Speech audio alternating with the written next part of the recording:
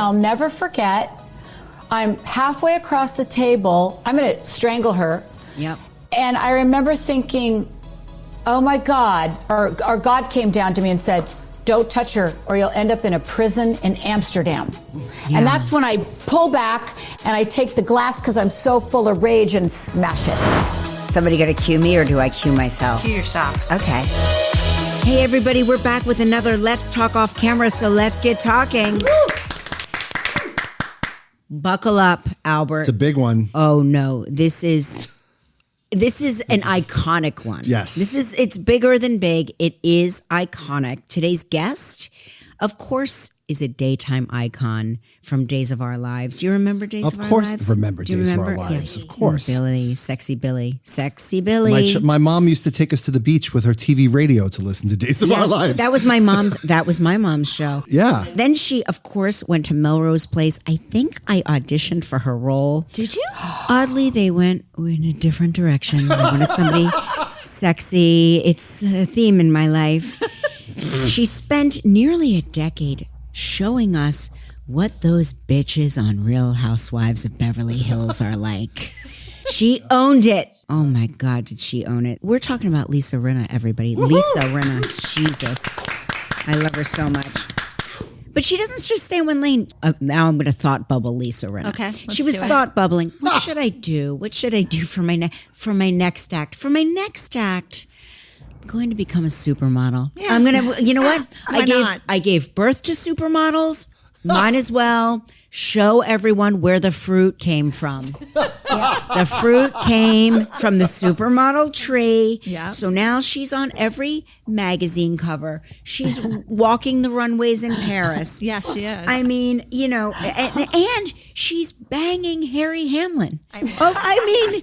Who gets a better life than that? Her life is better than everybody else's life. And she's on the show that everybody is talking about. Yes. Everybody, our whole office was freaking out that we were doing this podcast today. I really? Everybody, all the producers were calling me, asking, like sending questions to me. Never has that happened. Oh, good. Okay. Yeah, Are you okay? You've got a lot of traitor questions. All right. So she's also written a delicious, juicy, and I'm talking Meyer lemon juicy. Talking ruby red grapefruit juicy. I'm talking all the juice. I'm talking like when Harry Hamlin is making his tomato sauce and he is hand squeezing those tomatoes. That kind of juice. That's you know what juice. I'm saying? That is juice. It's a ruby red grapefruit. I'm talking Harry Hamlin in his loincloth in Clash of the Titans juicy. That's what I'm talking about.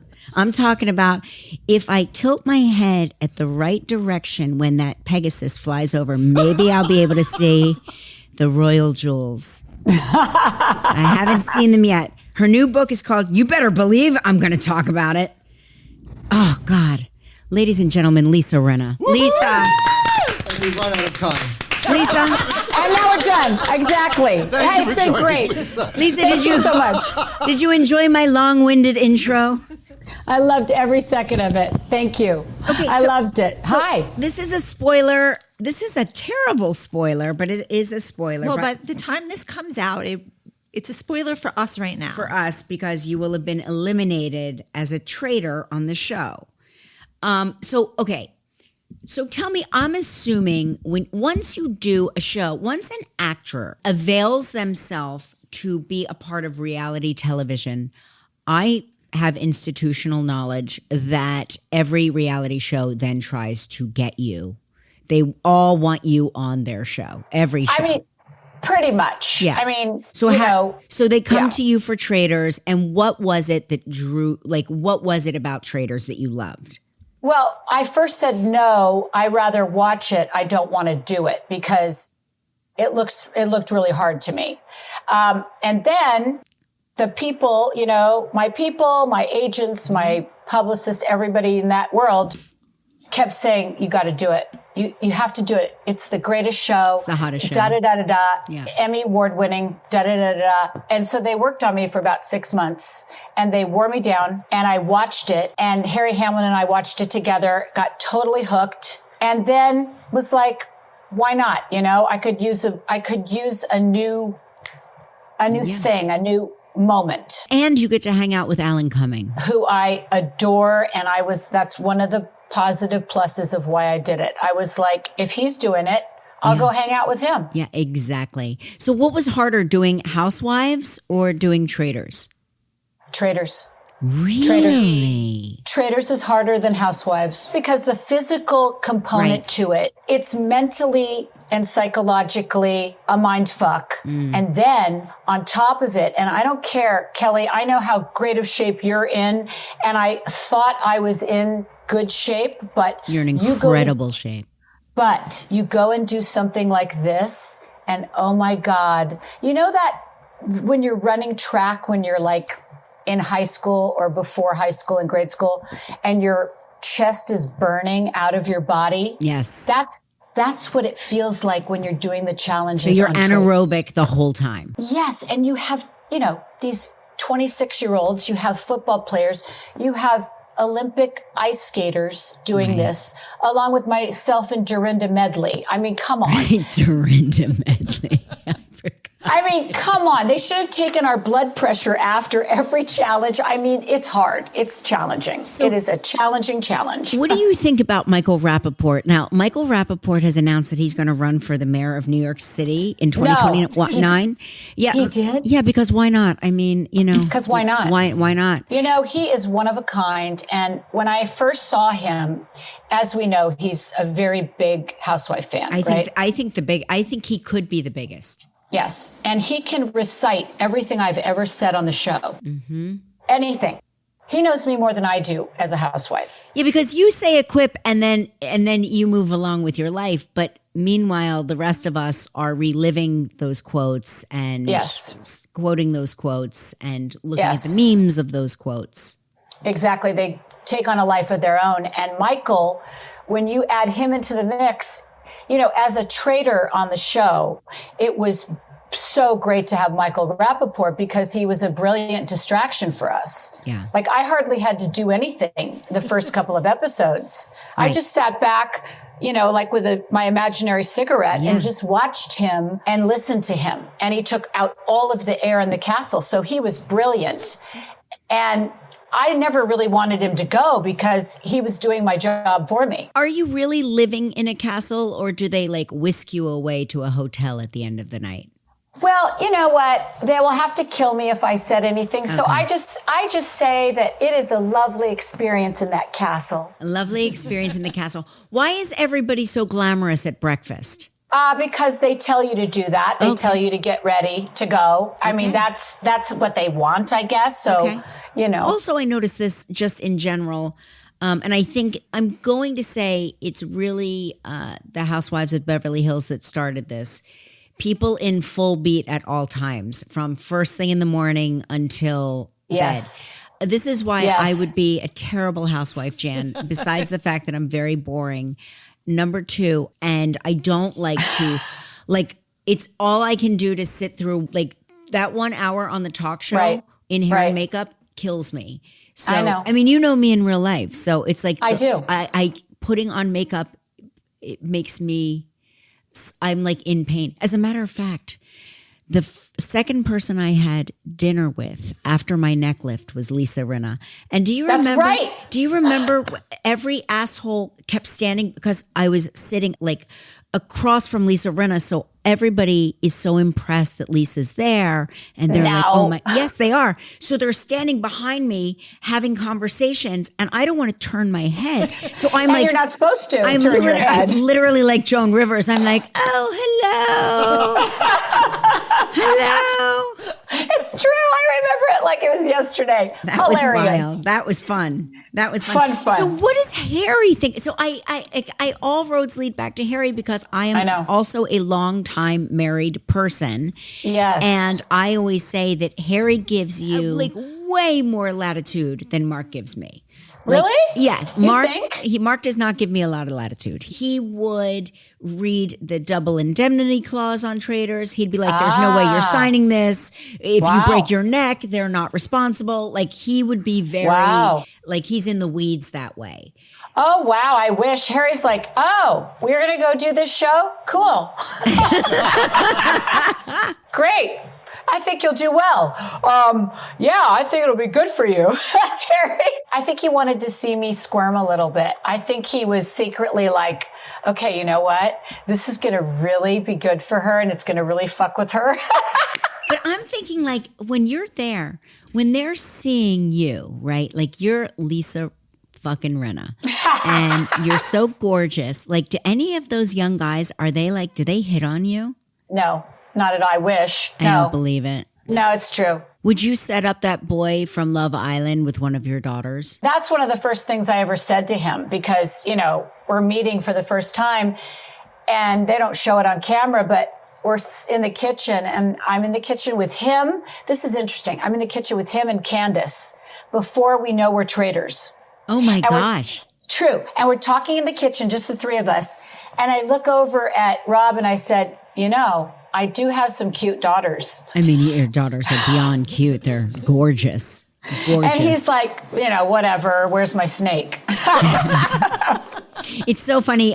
Lisa and I used to have like this fantasy world in which we set up her two daughters with my two sons. And then one day I saw her daughters in real life in person and I go, oh no, my sons could never handle that. Like they could not.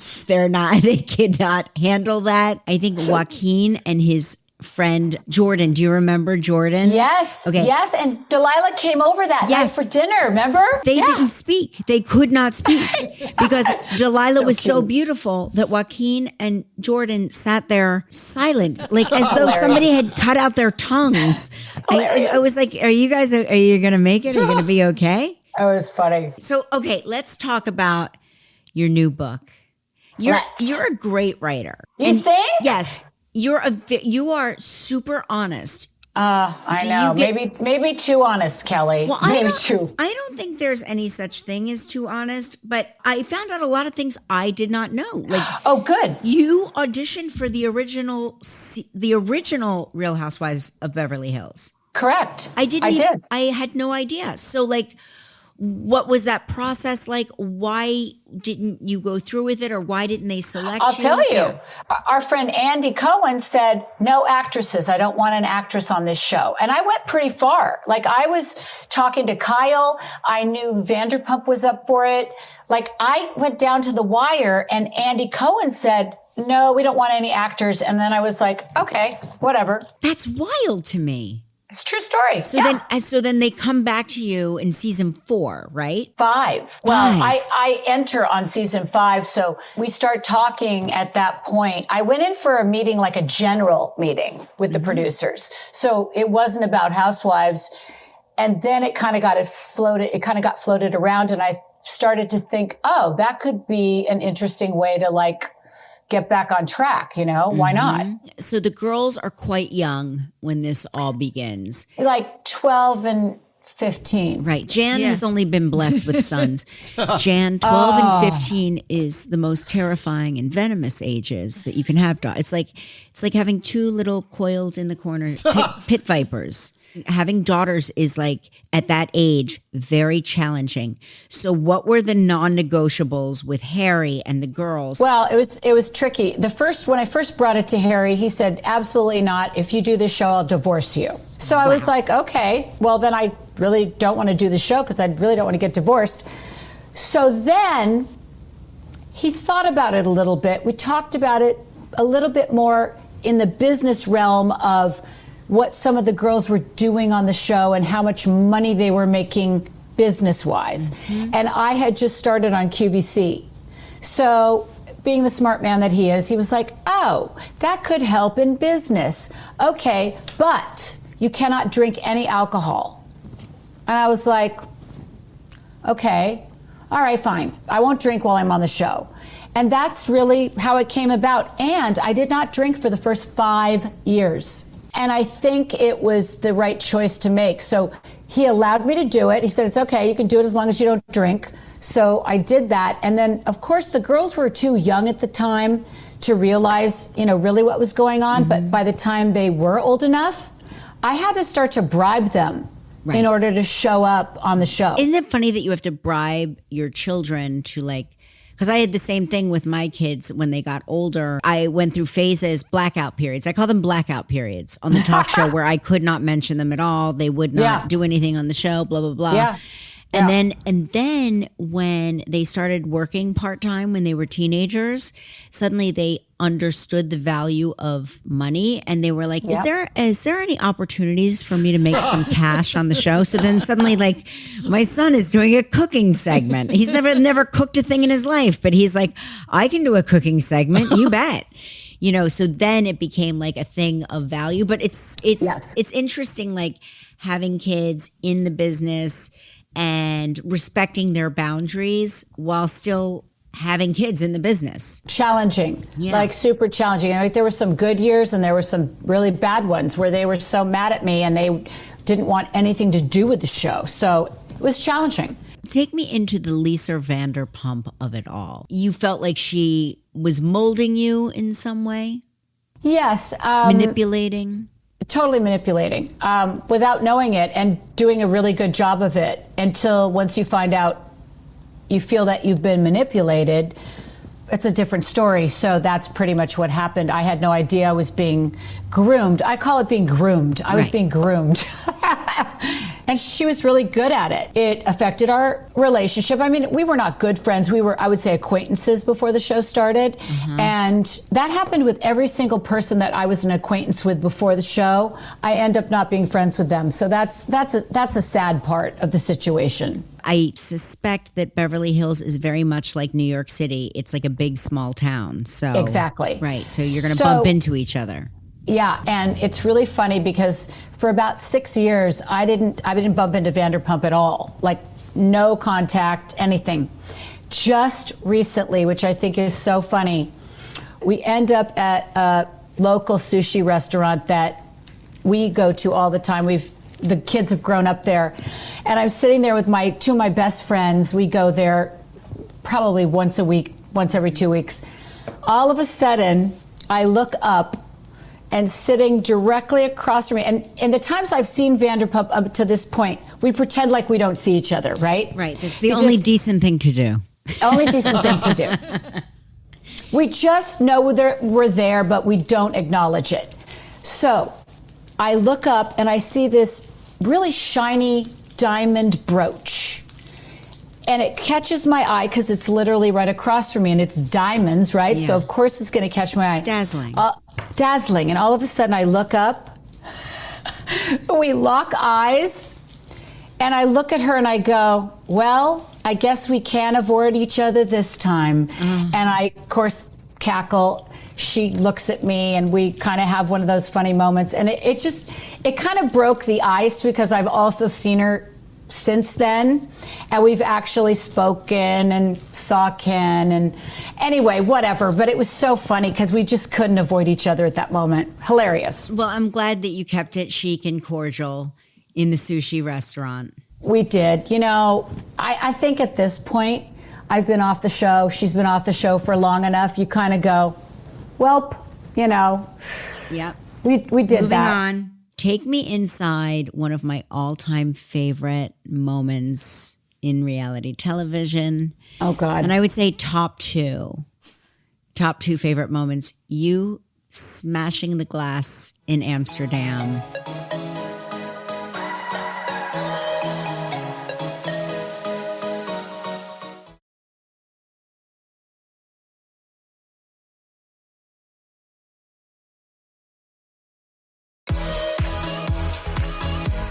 Take me inside one of my all-time favorite moments in reality television. Oh, God. And I would say top two favorite moments. You smashing the glass in Amsterdam. But I'm with you. Like if somebody talks about my husband, I would leap across the table with the broken glass in my hand. Well, that's what I did. And I did not see that coming. It happened literally 5 minutes after we sat down. Like, we hadn't even really, I think we ordered drinks.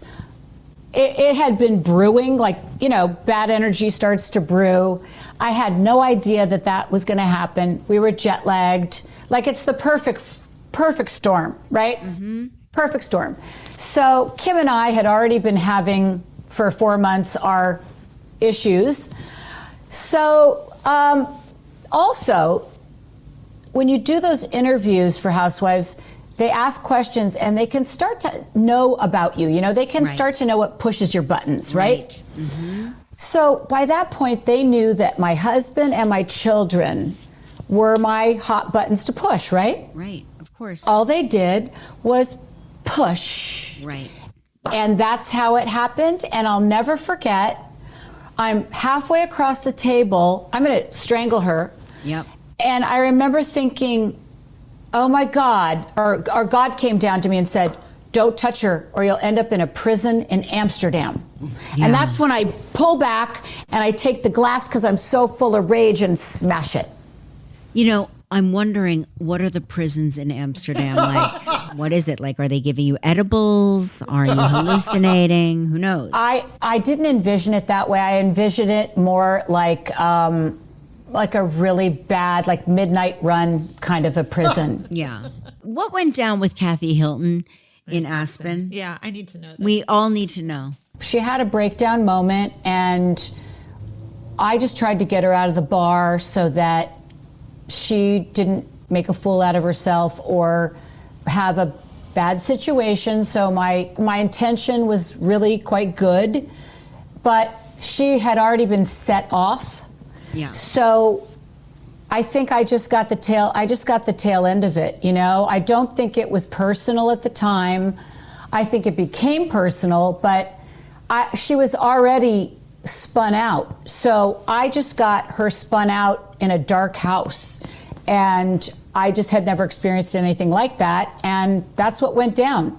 And it was unfortunate. But we have since completely squashed that beef and buried that hatchet, and everything's cool because I run into her and her kids all the time. Right. And I was like, I don't want to live my life like that, you know? I don't. But it happened, you know, shit happens. Because I think everybody seems a little bit afraid of Kathy, and I can't tell, is it because she's like a little cockamamie, she's a little zany, you don't really know what's going on. Does she rule LA? Like, what do we not know? What don't we know? What are we missing here in New York? You're missing that the Hiltons run the social part of LA in a lot of ways. Yeah. Really? Wow. Yes. They're very, in New York too. They had their time in New York, but you know, for 30 years, they've been like in the social world, at the top of the social world. So they said, they decide who goes where. They decide who gets invited. Or can they cut you out of things? Do they have that kind of power?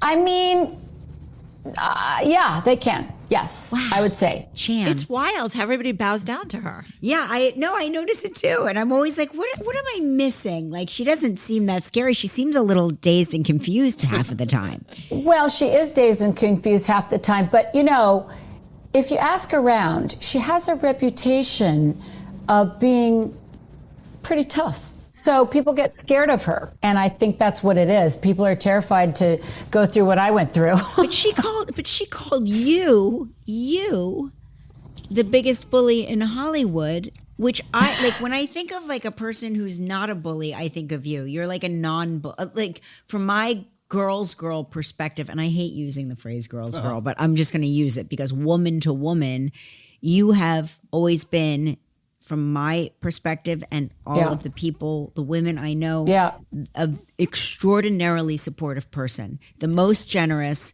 the most thoughtful, and the most supportive. Well, thank you. And I think that was a big moment of projection. Mm-hmm. I do. I mean, listen, I would own up to the fact if I were that, but I'm not. So I laughed at it and I was like, well, that's projection. Yeah. You know, that's what that is to me. So I want to go into like probably the most painful part of your life. It was painful for me to witness the loss of your mom, Lois. Yeah. And I'm wondering how you're doing. Like, do you feel that she's with you all the time? I absolutely do. And I have been with a psychic since she passed. This psychic was a psychic medium that the girls knew that literally came into our life as she was passing and transitioning. And she still with me now. Her name's Netta. And I get chills because she was able to take us through the process with my mom. And I always know that my mom is there, whether she comes as a hummingbird, which she does come as a hummingbird, or things will happen in our lives that someone is very protected because something very bad could have happened and it doesn't, or like careers start to take off in a way that is monumental. I believe that's my mom. Yeah. I believe that's my mom. And you know, it has been difficult. It was not easy to go through that in public. You know, you never really want to grieve in public. It's very difficult. And as you saw, you know, my last year on the show, I probably should have taken a break and not done the show that year. I felt for you. I really, really did. I felt like deep pain for you because you were so fortunate to have that close relationship with your mom and to have her in your life. And you gave each other so much. So I genuinely worried about you. Yeah, you should have. And then it was worrying. You went to work, what, 3 days later? It's insane. It's crazy. It was insane. Like, you're in shock. Yeah. And, you know, if someone had said to me, Lisa, I think you should just take some time, I would have, but that wasn't said to me. So, you know, we're professional. We're soap actors. We show up and we work and do our thing, Kelly. Yeah, I know it. Do you feel in general that the Housewives franchises protect some housewives over others? I mean, you know, I never really felt that, to be honest. I mean, I think Kyle has a situation where she's there the longest, and so it's a natural progression of seniority. But, you know, truly, while I was doing the show, I never felt like, she's being protected and we're not. I honestly never felt that. I have a question. Yes, Jan. Going in as an actor, did it feel like an acting job at first, or did it always feel real to you? That's like, a good I would have a question. hard time differentiating that. It felt really different to me, and it felt, you know, because nobody says 5, 4, 3, 2, 1, action. Like, that camera just goes on and you're like, wait, what? Like, it's so different to what we're used to.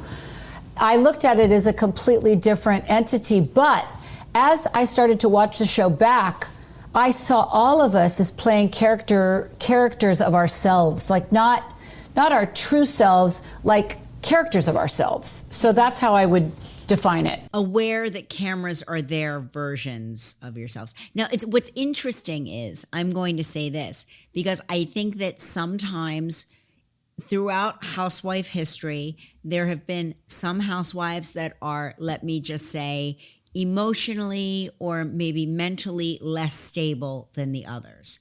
And that is true in the acting world as well. The difference is when the cameras go on, the mentally unstable actor can lock in to playing a normal person, whereas the mentally unstable person who is on a reality show, I think it heightens whatever it is that's going on with them. Is that a fair assessment? That is a perfect assessment, because I too have worked with actors who are not mentally stable, and that camera turns on and boom. Yep. So that was a shock to me, to work with people that had mental instability at all times. It's wild, right? You're like, oh, this is not going to go away now that the cameras are rolling. This is going to it's going to get worse. And it does get worse, and hence the evil genius of the show. Right. And so when other housewives leave, like Garcelle, another actress that became a housewife, left, did she reach out to you? Do you two have a communication? No, you don't. Like, I was like, is there like are you running like a Ronald McDonald house for former housewives? That's hilarious. No, because those bridges burned. Yeah, You know, Garcelle was another person I was a friend of, acquaintance friend. Right, I call them a Hollywood. We were Hollywood friends. Right. And every single person who came on that show that I was a Hollywood friend of, I am no longer speaking to, which is all of weird, them. fucked up, and sad. Yeah, all of them. That's sad. That's really sad. It's sad, isn't it? Yeah. And is that the most disappointing for you of the group, or are you just equally disappointed in every person that you had a relationship with that ended? I think because two of them came to me and said, I really want to be on this show. Can you help me get on the show? And then, that happens, and then the relationship goes away. It's just sad, and it happened to two that asked me, and then Garcelle, and it's just what it is. That's all I can say. But it's a shame because it doesn't need to be that way, but it is. What about Denise Richards? Like, what's the nature of your relationship with her? I have none. None. I have none now, which is, again, she's one of the other ones that came to me and said, I really want to be on the show. And, I tried to discourage all of them because I know what it's like. And I was like, I don't really think you want to. And then, shit happens, and I'm not friends with any of them anymore. And I had, bad instances with all of them, Sutton, Garcelle, Denise.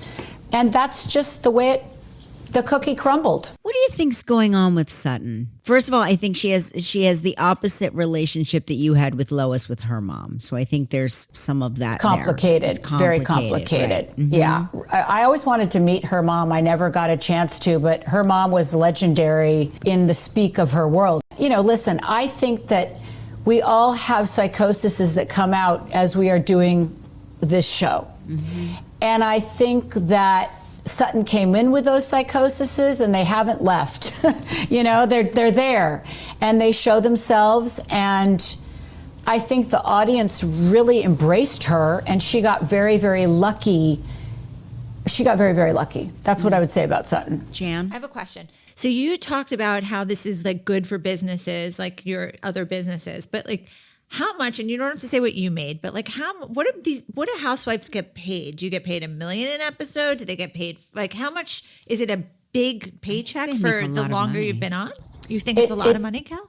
You start to make money the longer you've been on. It starts out very low, right, okay, very low. Like, so you're shocked. Like you're fucking shocked. Like, yeah, right. Like you're not going to do it. Like less than a soap star? Yes. Wow. Yes, okay, Kelly. Wow. Yes. Wow.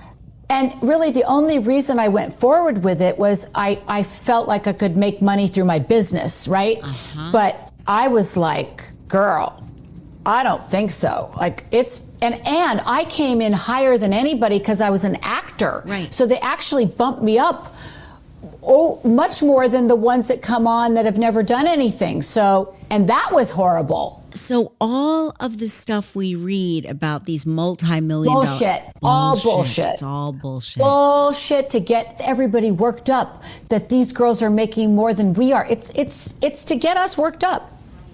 But then they spend all the money on the clothes, right? Because they don't give you clothes. Because do you guys get a clothing stipend? No.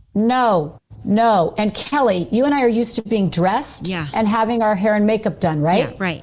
All of a sudden, you're responsible for your own hair and makeup and your own wardrobe. I spent wild. all the money. Yeah, right. I don't have a dime. Right, because it all Housewives. went into your wardrobe. Yeah, because I was like, well, I mean, I'm going to look hot if I'm going to do this. Dressing up, they are getting dressed. It's not like that show. There's that show on Netflix, the Palm Beach show. Have you seen these women, the socialites of Palm Beach? Oh, have I? Whoa. What is going on there? I've never seen anything like it. Same. Wow. Speechless. You know what you got to do? Okay, so here's my thought. You got to they got to get somebody like you there to actually teach them how to be a real person on a reality TV show while pretending they're in Palm Beach while they're in West Palm Beach. That's my pitch. Like, you come in like the coach. You're going to coach them to glory. You're going to coach them into glamour. Can you imagine? I could go in there and cause such havoc. Their heads would spin. It's true. It would be fun, actually. I'd like it as a challenge. So what do you think of this Dorit PK divorce? I think it's very sad. Yeah.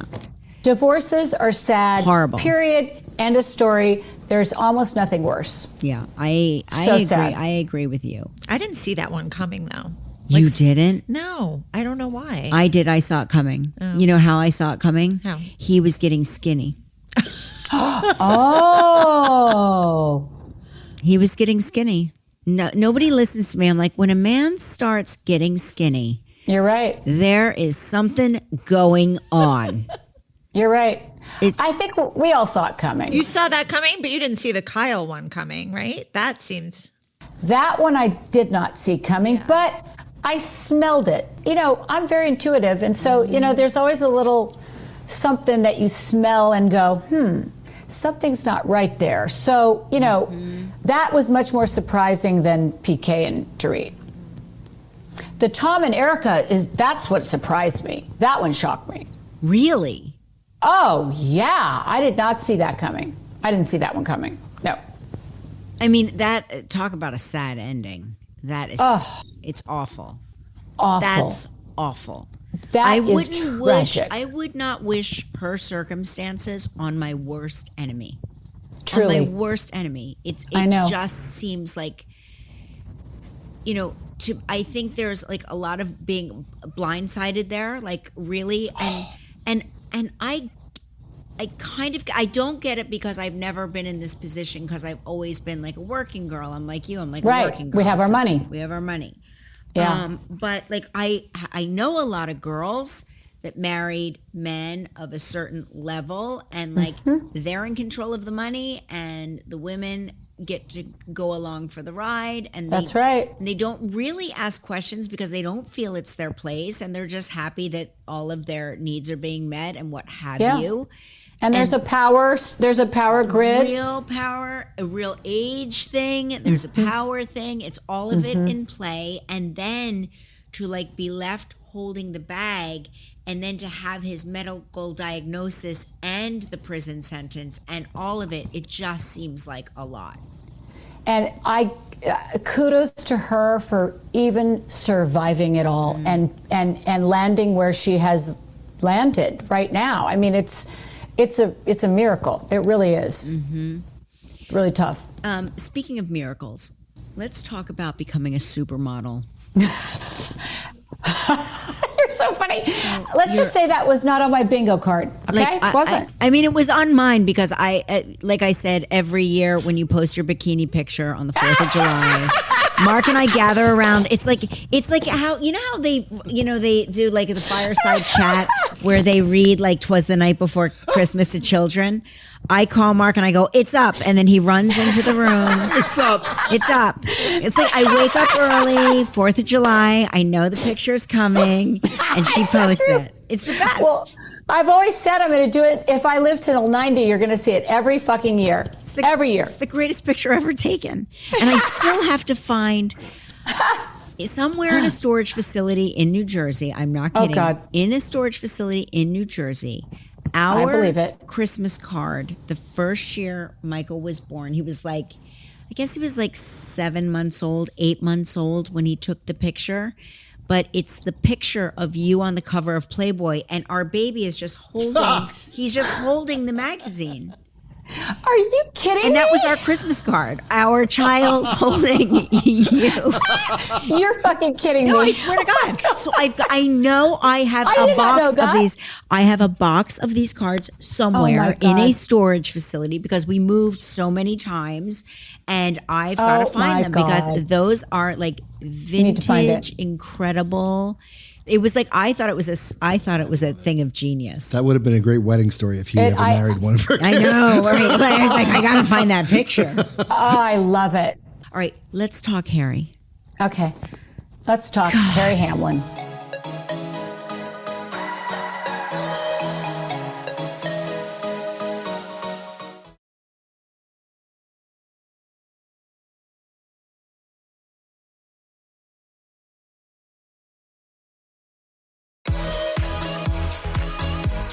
All right, let's talk Harry.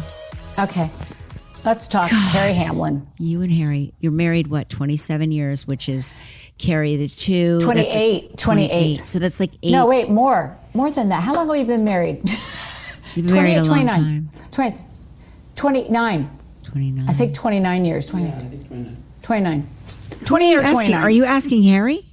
I'm asking my publicist. Oh, your publicist. I was like, is Harry there? Can he take his shirt off and get in the frame? How long have you been married? Oh my God, we were just talking about this. It'll be 30 years. Okay, because we're right under you. So we Yeah. must be 29 in March. Yeah. Wow. So crazy. Yeah. So when you started dating Harry on behalf of all of us, on behalf of all women, like, were you starstruck or no? You were just. I was. You were? Okay. Oh, 100% I was. I mean, he's also 12 years older than I am. Yeah. And he was at the height of his moment on LA Law. Are you kidding me? Yeah. I was like beyond starstruck. That's why I was like, I wouldn't even look at him. I was like, no. I can't go here. He's Harry fucking Hamlin. I can't do this. No. But then he's like so smart, so charming, Right. so I know. brilliant, so normal. He's normal. He's so normal. You know, he's normal. He's normal. It's Yeah. like amazing. You really hit Yeah. the jackpot. You both did. We both did, as did you. I know. We got lucky. I pinch myself every day. But can Yeah. you tell the listeners the Michael Bolton story? Can you I please? will. It's like one of my I favorites. will. It's really so good. So good. When Harry was married to Nicolette Sheridan, she doesn't admit to this, but it's what we know. She left Harry for Michael Bolton. Which is so crazy. So it's just so fucking crazy. I mean, you know, they'd been married 11 months, which is not very long. They're still newlyweds, and Harry was up in our place in Canada.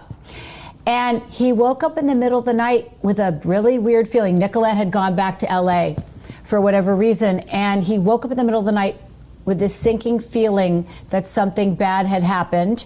He called her, and she didn't answer the phone in the middle of the night. And I believe this was like 1992, so that's before cell phones, That's isn't a it? telephone. Like a telephone you're not That's answering. a real It's telephone. A ring, loud. You don't miss it. Right. At 3 a.m. in the morning, and he went, uh-oh. And he got on a plane the next morning and flew home. And he got to their house, and she was not there, and she was with Michael Bolton. And so the story goes, cut to a couple years later, Harry and I are now married. So what, 6 years later, 8 years later, 10 years later, whatever it was.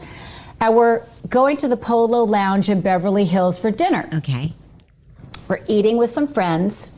And all of a sudden in the corner, I look over, and there is Michael Bolton. Oh my gosh. Now, he and Nicolette have since broken up, and, you know, time has passed. We're married. We have kids now. I said on the show, in one of my interviews, I said, you know, I have to thank Michael Bolton. Thank you, Michael Bolton, because without Michael Bolton, I would not have this beautiful family. I would not have Harry Hamlin. I would not have these kids, right? Right. Cut to, I get up, I walk over to Michael Bolton's booth. I said, Michael, I just have to thank you so much, because if it weren't for you, I would not have the beautiful family and the beautiful children that I have. And he looks at me, he takes my hands in his hand, and he goes, you are so welcome. So it's a classic in our household now. I mean, that's like an iconic moment. Yeah. Thank God for Michael. I'll never listen to When a Man Loves a Woman again. Not the same way. Not the same way. Did he give you advice on how to handle these women? Like, because he seems so calm. Well, you know, he studied psychology in college. He wanted to be a psychologist. So he's very smart when it comes to that, because he studied it. So he was able to help me get through it, because he saw what was going on. He saw the narcissism. He saw everything. So he was able to help me get through it, is how I would describe it. There is a lot of narcissism. I think I think that it is par for the course to a certain degree. I mean, listen, in show business, it's just par. We all are, you know, we all have par for the course. We all have narcissistic tendencies. If you're going to be an actor, come on. No, I'm just saying, like, when it comes to reality TV, there are some people that literally have a complete lack of self-awareness. Yes, of course. Yes. And then you're like, oh, I wonder what stage that is. You know what I mean? Well, Harry, the first time, brought out the DSM-5, which is the book that tells you, and I'd never heard of that before. And he was like, here, let's go through it. Here's this one. Here's that one. Here's this one. I was like, wow. Okay. So we had a textbook that we were following. Did you diagnose? Were you like in real time as you're dealing with some of the women? Are you diagnosing them in your head? Yes. Oh, that's so helpful. Mark and I are like, we've been working on this All My Children movie for about 150 years. What? Yes. That's exciting. Would you ever do something like that for Days of Our Lives? Yeah. Because, it's in your heart and soul. It's in your DNA, isn't it? Yeah, it really is. I mean, I just I feel. Yeah, I would. feel bad in New York because there are no soaps here. And I'm like, where do people learn how to act? Where do people learn how to be professional? Like, we used to get the best theater actors, like on their days off would come in. It was just like such a great experience. It's like we've been completely devoted for so long to bring this show back in some way, shape, or form. So that is so great. I didn't know you were doing that. Yeah. That's amazing. Yeah. Oh, because I'd go back in a second. I love Billy Reed. I love that world. We trained, we learned in that world, Yeah. And what was Robert Kelker Kelly like? Well, you'll have to read my book. I know. You have to read the book. Save it for the page. Save it for the page. Albert has one question, Lisa. Lisa. Yes, Albert. Here it is. It is a curveball. Uh-oh. Let me get ready. What's your final meal? No calories matter. Nothing matters. Your dream meal. You're sitting down. App, entree, dessert. This is Albert's favorite This question. is my favorite. Albert's only question that he contributes to every podcast. Calories mean nothing. Okay, I'm going to have some pizza. I'm going to have pasta, like basic, just carb. And then I'm going to have cake for dessert because I love cake. I'll have many kinds. I'll have red velvet. I'll have coconut. I'll have maybe some cookies on top of it, maybe a chocolate sundae. I love dessert. That sounds good. Have you tried Harry sauce? It's good. Harry Pizza and pasta with Harry sauce. Harry sauce. Yep. Delicious. It's really good. What's your appetizer? Yeah, what's your appetizer? What are you starting the meal with? Oh, a charcuterie board that is like on steroids. With the soft cheese inside, the soft cheese. Yeah. And the honey and the nuts and the cranberry, all of it. And the truffle popcorn from Wally's. I want a Wally's charcuterie with truffle popcorn. Look up Wally's. And then to drink, I'm having any drink, every kind of alcohol, just everything. A martini. What type of martini? Oh, Albert makes a great martini. Oh, just a nice, very little bit dirty Belvedere. It has to be Belvedere with olives. You know what? You come out in the Hamptons in the summers, right? Okay. I haven't for a while. It's time again. No, it's time again. It's time again. If you want to come stay with us, you can, because I think you should come to Sausage Fest. Rinna should come to Sausage Fest. We call it the Meat Gala. It's the Met Gala of Long Island. Albert I'm coming. He has a bunch of really great sausages, but it's mostly gay men, so Kelly named it Sausage Fest. It's gay men eating sausage in bathing suits. I want to come. By the way, the Wally's truffle popcorn is out of stock, so we're going to have to wait a little while. Oh, no. That's all right. Well, Lisa, I know some people. I just want to thank you so much for doing this podcast. You are the very best. I want to remind our listeners. I love you so much. Listen, love you. I love you. I'll see you at our children's double wedding. Yay! Just kidding. Yay! I mean, they couldn't handle it. Lisa, they couldn't handle it. Forget it. Listeners, if you don't pick up this book, you better believe I'm going to talk about it. You're an idiot. That's how we're going to sell the book. No, okay, seriously, Kelly, if you want to be thoroughly entertained, you better believe I'm going to talk about it, by Lisa Rinna. Make sure you pick it up. Thank you, Lisa. Good, delicious. Piping, some would say piping hot tea. Yeah. And we'll talk with you all next week. Bye-bye, everybody. Bye. Bye, Lisa. Bye. Love you. Love you.